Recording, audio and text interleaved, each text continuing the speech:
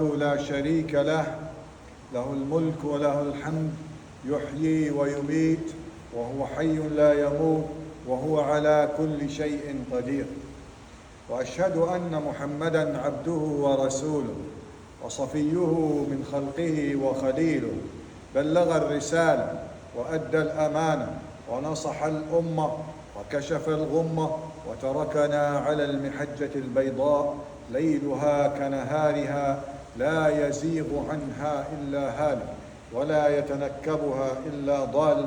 اللهم صل وسلم وبارك على سيدنا محمد وعلى آله وصحبه أجمعين والتابعين وتابعيهم بإحسان إلى يوم الدين. أما بعد. Dear brothers and sisters, we continue the approach of addressing the contemporary issues facing Muslims in Australia specifically and the Ummah in general all over the world. And this is exactly the aim of any khutbah. That is exactly the aim of any Friday khutbah, is a socio-political summarization of what happened over the past week with the Ummah from an Islamic perspective. And that's, I know I appreciate some mashayikh, they do Jannah Nar, they do some kind of moralities and ethics, it's up to them. But this is, for me, from my perspective, for what I believe, khutbah should be more socio-political things rather than Jannah Nar, which is, I highly appreciate, which is very important, but it should be in dars. After Maghrib, after Isha, khutbah is something different. And that's why, in fact, over the history, khutbah is used to be delivered by the leader of the city. For example, you see now, let me just give you a good example of this. You see there's a difference. What's the difference between jami' and masjid? And that's very important, brothers. The difference between jami' and masjid. Over the history of Islam, in any city there is a jami', one jami', and there are lots of masajid. Jami' is the one that brings everybody in Salatul Eid and Salatul Jumu'ah. Jami' means the collector, literally translated. The collector, jami', that brings all Muslims together, and that's the aim of Salatul Jumu'ah, which is delivered by the leader, the political leader. So a political leader, they might talk about Jannah Nar, that's fine, if there is nothing to talk about. But Jannah and Nar and ethics and moralities should be always talking about. But the priority for Salatul Jumu'ah is to address what's happening. Because otherwise, Muslims are going to be detached from their realities. Now, over the past week, and since the terrorist act of Bondi Beach, which we all say that it was very bad and we should not accept it, and the one who did it does not represent Muslims, and it is not for us. And I think I made a khutbah about this. But since then, media, they're trying to capitalize on it, and the state of Israel as well. They're trying to capitalize on it to build new terminologies or to develop new terminologies so that Muslims themselves believe in it before others. And over the past 2-3 weeks, they have started to use the terminology called radical Islam, radical Islam, radical Islam, radical Islam. You see, whenever you go radical Islam, they use it until you believe in it. Not only others. For non-Muslims, they will always take it into consideration. So they will always talking about it. But you as Muslim, you say, okay, look, I don't want to be radicalized. I'm not a radical. And you start to believe in it as a Muslim. There's nothing called radical Islam. There's nothing called radical Islam. So the khutbah today is, first of all, to define what is radicalism. And then we start from there to understand who is the radical person. Or who are the radical people. Now that's very important. Because sometimes they repeat it to you so that you think that if you pray, you are radical. If you have a beard, you are radical. If you have a short thought, you are radical. So what is radicalism? And that's very important. We need all to know what radicalism is. Literally speaking, the definition of anything radical, is that any concept that refers to the roots of the thing, deep roots of the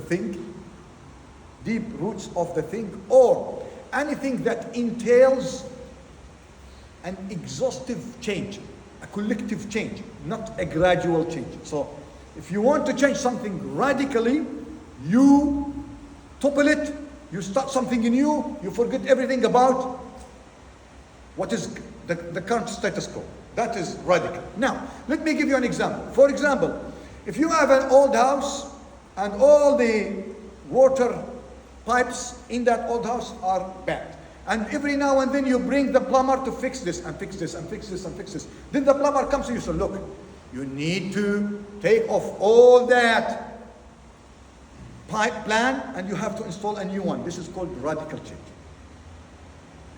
If, for example, a minister of education tries to change because the outcome of any education system has become bad, says we need a radical change in our education system. So that means that they need to change the whole education system and not to rely on what's the current education system. That's the word of radical. So when it is politicized, when the word radical is used in a political context, it means that, although it has negative, now when you say radical, it always has negative thing in your brain. You won't accept the word radical. But when it is used in politics, any person who uses that, the word radical means that those who are radicals are trying to inflict a change, a radical change, a rapid, a very revolutionary change based on the roots of their belief or faith. That's what is radical.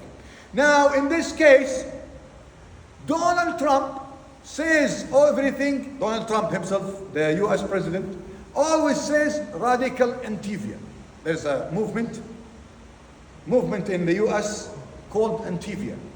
Antifa is a liberal, a far left, or left, not far left, a left movement on the ground in the US.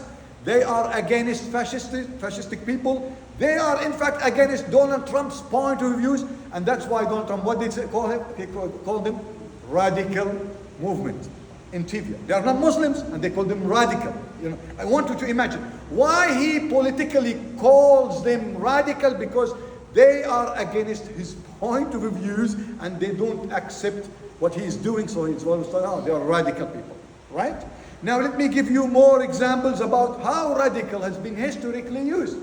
We all know that Europe, before the Industrial Revolution, European people, they used to be in dark ages, killing each other, whatever it is. And then they started the liberal or the Enlightenment age.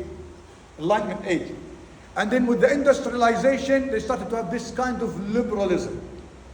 You remember, if I told you, go back to see the revolution of Jean-Jacques Rousseau. I'm not sure if you are aware of the European history. Jean-Jacques Rousseau, and even in other, when they started to revolute against the Catholic Church and the Catholic Church intervention with politics, then they were called radical people. Liberal people, when they started changing the society, the European societies, from dictatorships of emperors, they were called radicals. So liberals, who are now liberalism, which controls the whole world these days, used to be radical change, because it was a rapid and a revolutionary change, something that changes everything from its. Now, in this regard, if we have just defined what is radical, so the word radical, don't worry about it. They have been using it in media, in politics, to convince you that you are radical negatively. So you have, be careful, Muslim, you are radical. Don't be radical. So what is it for me if I am radical? What is it Is it you who define, who sets the rules for what is radical and not radical? And that is the most important thing. Because it seems that each one of them considers it to be radical. Now liberals, they think anyone who refers to religion, radical. Religious people or people who ride the wave of religions like Donald Trump, they consider anything liberal as radical. So what's the problem here? And why a person like Scott Morrison, and it's better to call him ScoMo, last week accusing attacking Australian Muslims from Tel Aviv about being radical and political Islam and other things. Probably this is next week's khutbah, inshallah. We will talk about Scott Morrison and what he did and how he said these things. But let us start from the point that what is not radical. If radical means changing something that is generally accepted in a revolutionary way, then this is radical change. Is that right? Now, Rasulullah alayhi salatu wasalam, when he came to Mecca, first time when he was chosen as a prophet, he started Islam. He was talking about changing the whole system, but in a gradual way. So probably at the time, if Scott Morrison was there, or Abu Lahab and Abu Jahl, if they were living these, so that person is radical. He wants to change everything. Look, I want you to see how flexible and how not fixed and how not defined this word can be used, and don't be fooled by it. Now, another example about it. Now, what are the rules that based on it we see that there is a radical change or not? And the question is, after that, is Islam a radical religion? And that's very important. We need to ask ourselves. Because if we think, for me, if I believe that 1% that Islam is radical, I wouldn't be Muslim. But we all know Islam is not radical. Then we will discuss in the next part of the khutbah to answer the question, is Islam a radical religion or not? قولوا قولي هذا استغفر الله لي ولكم فجر مستغفرين استغفر الله. الحمد لله وكفى وصلاته وسلامه على النبي المصطفى إن الله وملائكته يصلون على النبي يا أيها الذين آمنوا صلوا عليه وسلموا تسليما لبيك اللهم صل وسلم وبارك على سيدنا محمد وعلى آل سيدنا محمد كما صليت وسلمت وباركت على سيدنا إبراهيم وعلى آل سيدنا إبراهيم في العالمين إنك حميد مجيد. So radical is to do something to change, something that is generally accepted as by people, and to change it revolutionary. Now, what are the rules that are generally accepted by people all over the history? Most of the time, or what are the just rules?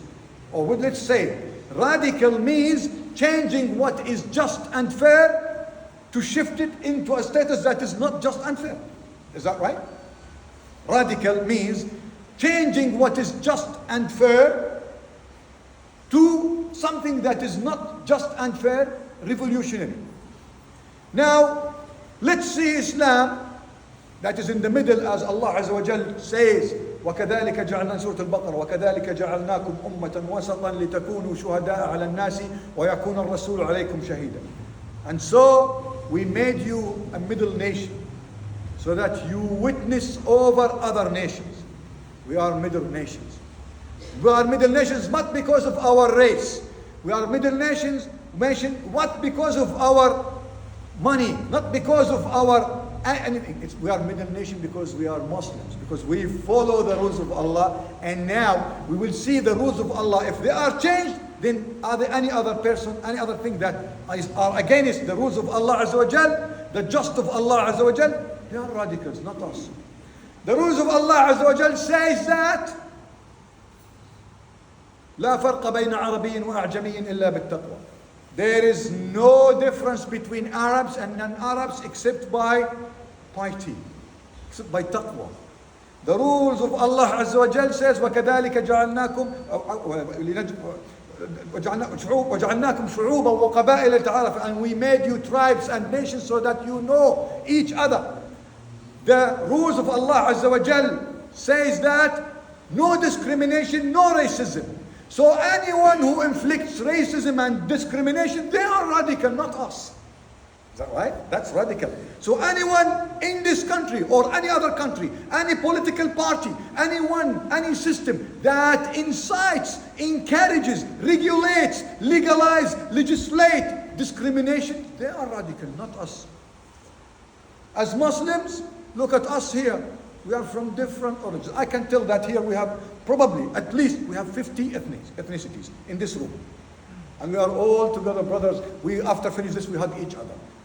That's the rule of Allah Azza wa Jal. And anything against it is radical. During the Christmas holidays, I was on the beaches, one of the beaches, and I was on one of the gazebos waiting for something, and there was a Muslim family with a hijabi lady. And a person came to me. I said, can I help you? He said, look, this is my country, and I will leave, or even though this is my country, I will leave this gazebo for you. He said, that's supremacy, that's racism, that's discrimination, that's radicalism, not us. The rule of Allah Azza wa Jal says that you have to pay zakat 2.5%, rich, poor, whatever it is, they have to pay this 2.5% zakat. Look at the Australian taxation system. It's full of oppression, full of unfairness. Wealthy people, billionaires, they don't pay nothing. American taxation system brings 80 to 85% of the American, the wealthiest country on earth. 85% of its income is from individual tax. Wealthy people, they don't pay anything. What is radicalism now? Is fairness radicalism, or radicalism to have an unfair taxation system? Who is radical now? The rule of Allah Azza wa Jal says that we protect religions over the history. Islam protects religion. The only state over the history, if I am allowed to say, the only empire over the history, the only state over the history that dominates, that was hegemon state, that dominates plenty of geographical areas. The only state was Muslims, that all religions lived peacefully and safely in that state. Look at what's happening now. Look at what's happening in the USA now with the immigrants and how they kill. Look at how they kill each other inside the US. Who is radical? Who is radical?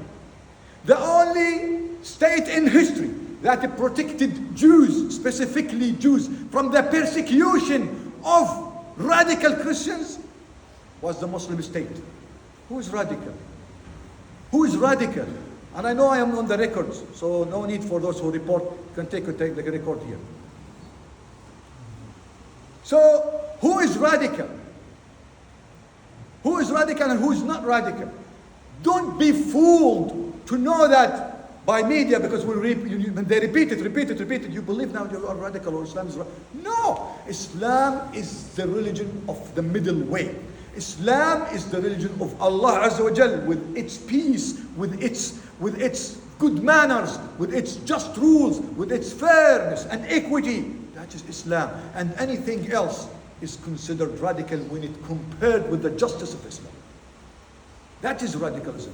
So I advise, warmly, I advise Scott Morrison and all other Australians as well to read the Quran before talking silly things, uneducated things.